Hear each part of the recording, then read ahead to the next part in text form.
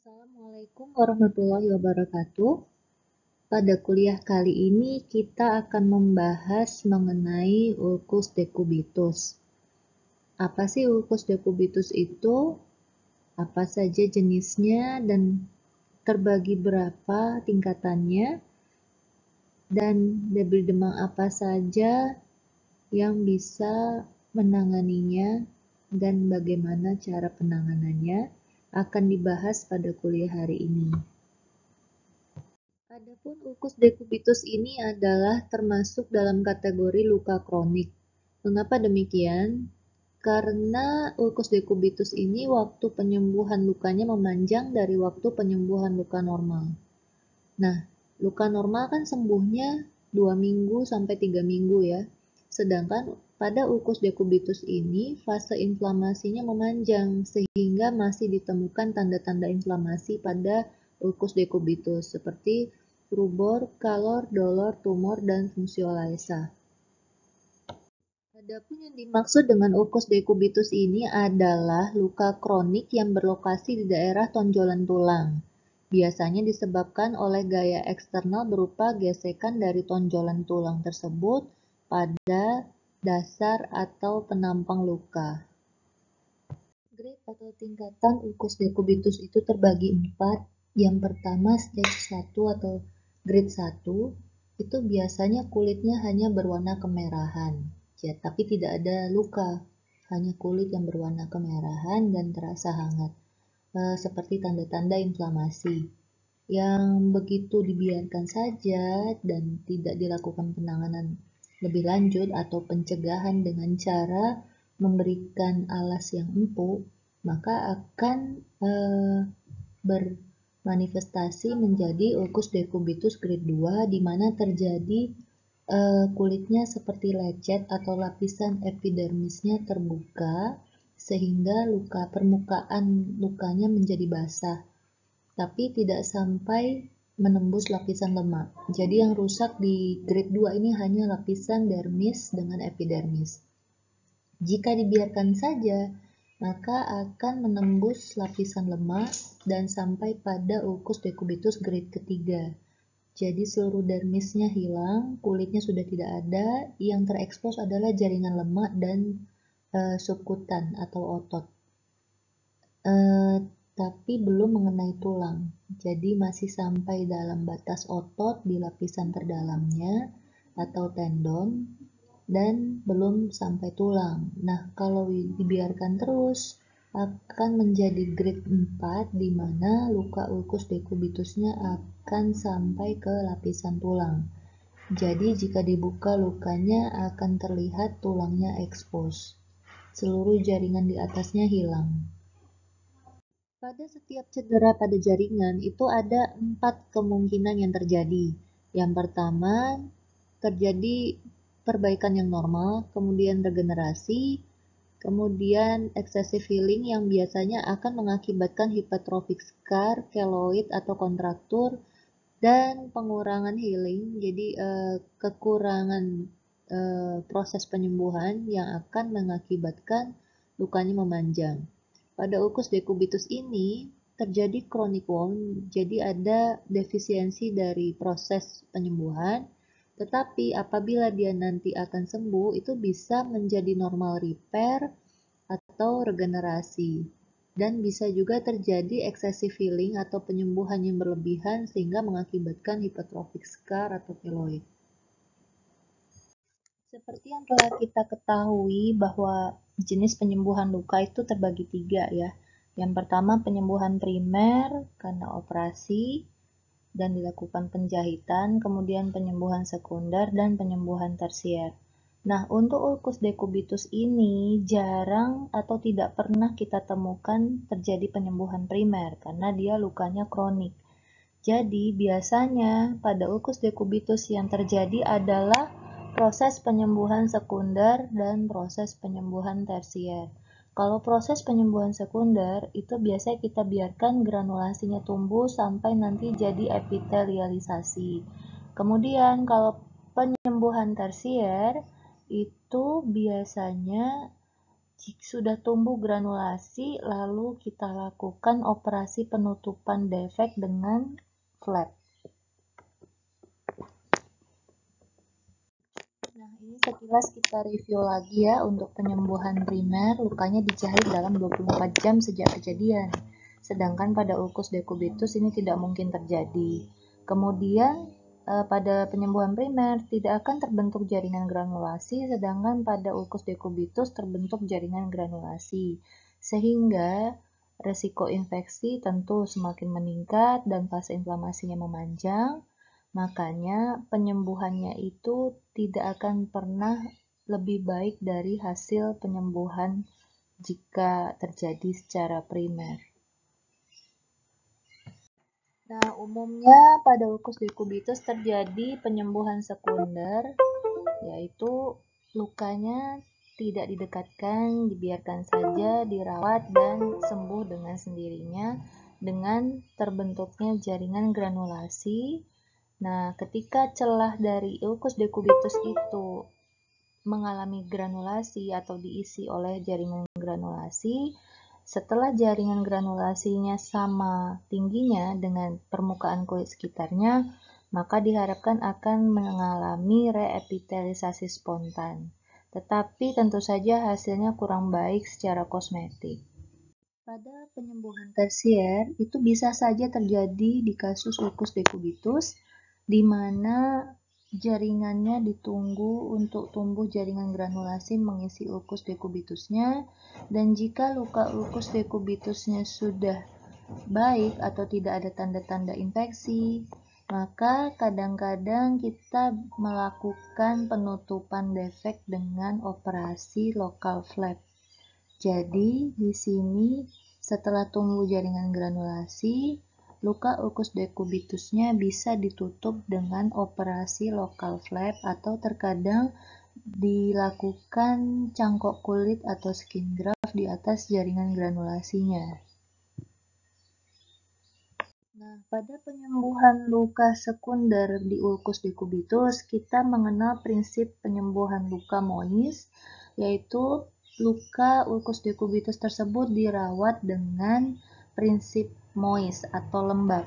Caranya bagaimana? Yaitu kita biasa menggunakan modern wound dressing. Jadi penanganan ulcus decubitus ini ada 5 jenis menurut tingkatan tertingginya yang akan kita bahas pada slide berikut ini. Nah, berikut penanganan ulcus decubitus. Disebut juga dengan debridement. Debridement ini apa?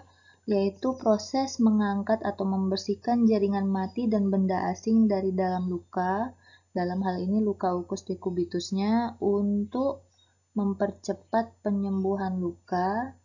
Jadi sehingga jaringan sehat di bawahnya akan berproliferasi, membentuk jaringan granulasi, dan akhirnya akan mengisi celah luka ulcus decubitusnya, dan kemudian diharapkan akan sembuh secara persekunder atau bisa saja pertersier dengan surgical debridement. Nah, apa saja sih jenis debridement ini? Nah, jenis debridement ini dari mulai yang tertinggi atau yang terbaik dilakukan sampai yang terendah adalah sebagai berikut. Yang pertama yang terbaik dilakukan adalah surgical debridement jika keadaan pasien memungkinkan. Kemudian di bawahnya enzymatic debridement, lalu autolytic debridement, kemudian mechanical debridement, dan yang terakhir biological debridement. Apa saja yang dimaksud dengan debridement berikut ini akan dijelaskan pada slide berikut. Pada surgical debridement, biasanya dilakukan perawatan ulcus decubitus dengan menggunakan minor set, yaitu di mana kita membuang jaringan-jaringan nekrotik dengan menggunakan peralatan bedah minor. Biasanya, perawatan luka ini atau perawatan ulcus decubitus ini dilakukan hanya dengan menggunakan obat analgetik yang diteteskan lewat infus pasien tanpa dilakukan lokal anestesi. Pada enzymatic debridement, perawatan ulcus decubitus dilakukan dengan cara memberikan bromelain cream atau krim dari luar atau enzim dari luar yang berfungsi untuk merangsang pengeluaran enzim-enzim autolitik dari tubuh sehingga mempercepat proses pembersihan luka dan penyembuhan luka ulkus dekubitus. Sedangkan pada autolitik debris demam yang dirangsang bekerja atau yang bekerja untuk membersihkan lukanya adalah enzim-enzim dari dalam tubuh kita sendiri. Kita hanya mengkondisikan atau memberikan zat yang bisa mengkondisikan keadaan sekitar lukanya menjadi moist atau lembab, seperti pemberian gel. Nah, bedanya dengan enzimatik debris demam akan kita bahas pada slide berikut. Perbedaan dari enzimatik debris demam dan autolitik debris demam adalah pada enzimatik debris demam itu kita memberikan zat lain atau enzim dari luar tubuh untuk mempercepat penyembuhan lukanya atau pembersihan luka ulkus dekubitusnya. Sedangkan kalau pada autolitik debris demam, kita hanya memberikan zat yang bersifat menambah kelembapan atau moist seperti gel tanpa ada enzim di dalamnya. Tetapi yang dirangsang ini adalah enzim-enzim dari dalam tubuh kita sendiri yang bekerja untuk membersihkan lukanya. Jadi jelas ya, pada autolitik debris demam yang bekerja enzim dari dalam tubuhnya, sedangkan pada enzimatik debris demam yang bekerja itu enzim dari luar juga. Sedangkan kalau pada mechanical debris demam, ini prinsip perawatannya dengan mekanik ya, dengan moist, yaitu dengan mengusahakan lingkungan luka tetap lembab, yaitu dengan menggunakan kasa kompres kasa PZ atau kompres kasa NaCl. Cuman repotnya mechanical debris demam ini, kompres kasa PZ-nya itu harus diganti setiap 6 jam atau pada saat kasanya kering itu harus segera diganti. Karena kalau tidak, lukanya tidak akan moist dan akan jelek penyembuhannya. Sedangkan kalau pada autolitik debris demam dan enzimatik debris demam, itu luka atau perbannya cukup diganti 3 hari sekali. Jadi dibiarkan enzimnya atau gelnya bekerja dulu selama 3 hari baru bisa diganti perban. Lebih praktis dibandingkan dengan mechanical debris demam yang harus diganti setiap 6 jam. Nah, yang terakhir biological debris demam.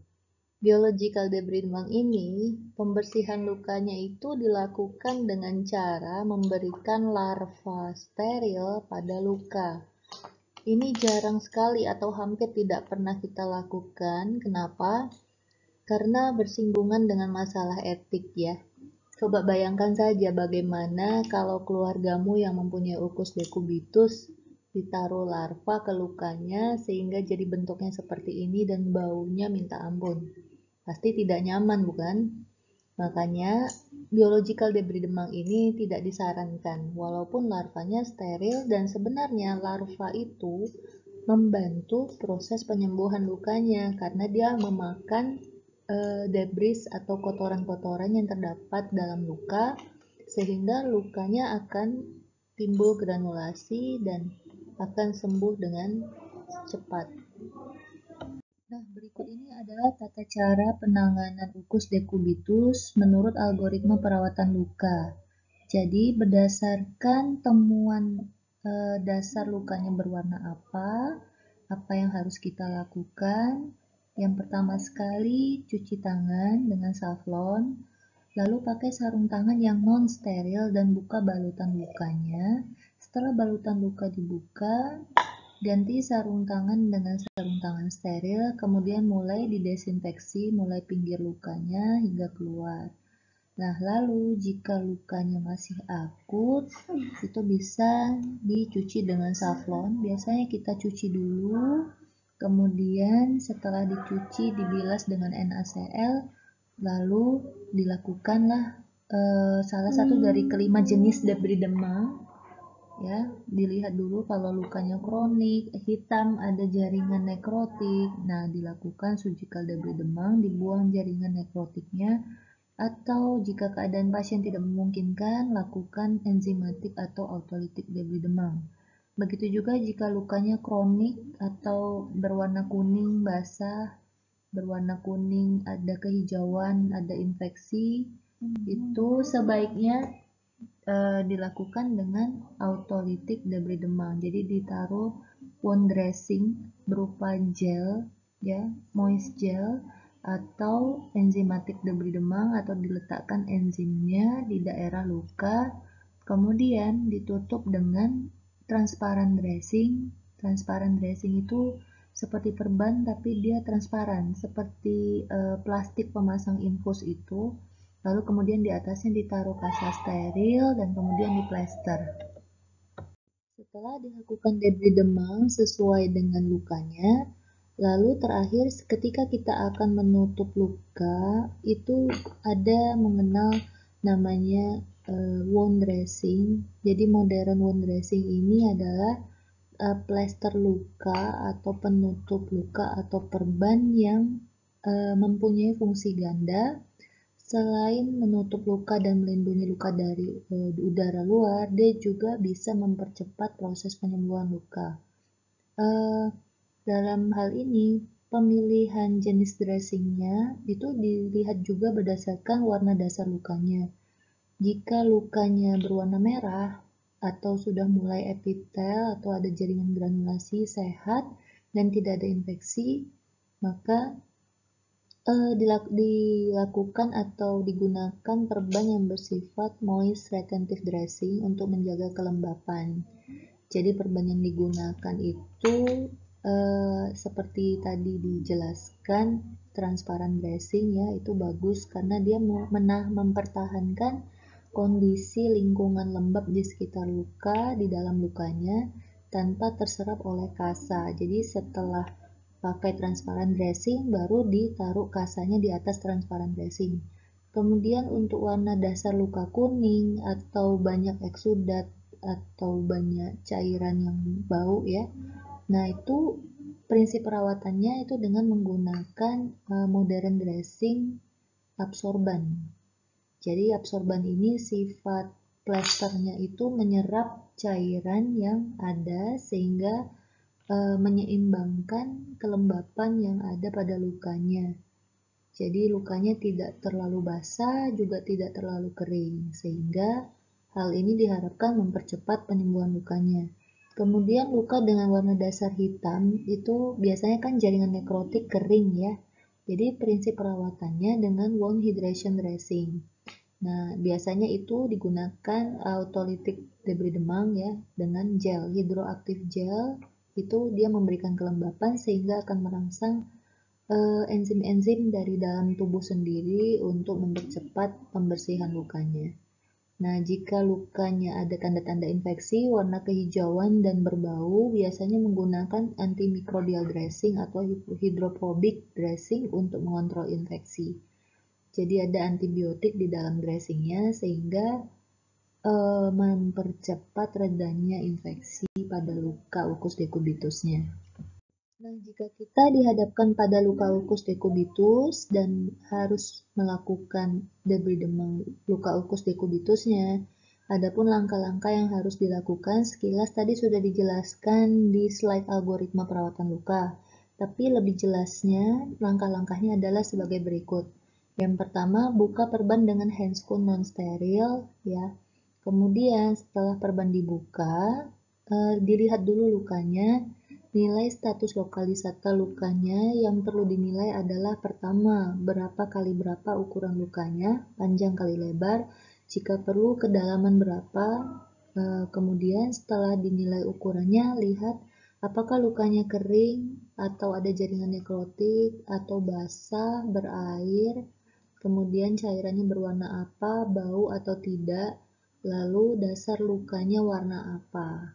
Nah, ini penting banget penilaian luka untuk melihat progres penyembuhan lukanya. Kemudian setelah luka dinilai, siapkan alat dan bahan untuk perawatan luka, lalu cuci tangan pakai handscoon steril. Setelah cuci tangan, dan kemudian didesinfeksi lapangan di sekitar luka dengan povidone iodin atau safflon sebelum dibersihkan. Anestesi lokal itu tidak mutlak, kalau perlu saja karena biasanya daerah ulkus dekubitus itu mati rasa. Jika mau dilakukan surgical debris demam, boleh dilakukan infiltrasi anestesi lokal di sekitar luka atau dimasukkan saja injeksi dari infusnya, injeksi analgetik. Kira-kira dimasukkan 30 menit sebelum dilakukan debris demam. Nah, kemudian setelah di debris demam, diirigasi lukanya dengan cairan NaCl atau Aquades, kemudian dibuang jaringan nekrotiknya jika dilakukan surgical debris demam, lalu dibilas lagi dengan NaCl, lalu dikeringkan. Nah, setelah dikeringkan, baru dilakukan perawatan lukanya dengan metode MOIS. Biasanya kalau enzimatik debris demam diberikan salep enzimnya, lalu ditutup dengan modern wound dressing. Kalau autolytic debris demam diberikan hidrogelnya. Kemudian kalau mechanical debris demam ya diberikan transparent dressing, kemudian ditutup kasa. Nah, setelah itu baru ditutup dengan perban. Ada peribahasa lebih baik mencegah daripada mengobati. Nah, karena kita sudah tahu penyebab ulkus dekubitus itu adalah tekanan akibat penonjolan tulang, makanya pada pasien-pasien yang lumpuh atau sulit bergerak, itu sebaiknya digunakan tempat tidur atau bed seperti gambar di bawah ini. Dan kita juga perlu tahu kira-kira penonjolan tulang di bagian mana saja yang berpotensi untuk menyebabkan ulkus dekubitus, sehingga pada bagian-bagian tersebut nantinya diganjal dengan matras atau tempat tidur udara seperti gambar di bawah ini. Demikian kuliah ulkus dekubitus yang dapat saya sampaikan pada hari ini. Jika ada pertanyaan bisa di-share di grup WA nanti. Wabillahi taufiq wal hidayah. Wassalamualaikum warahmatullahi wabarakatuh.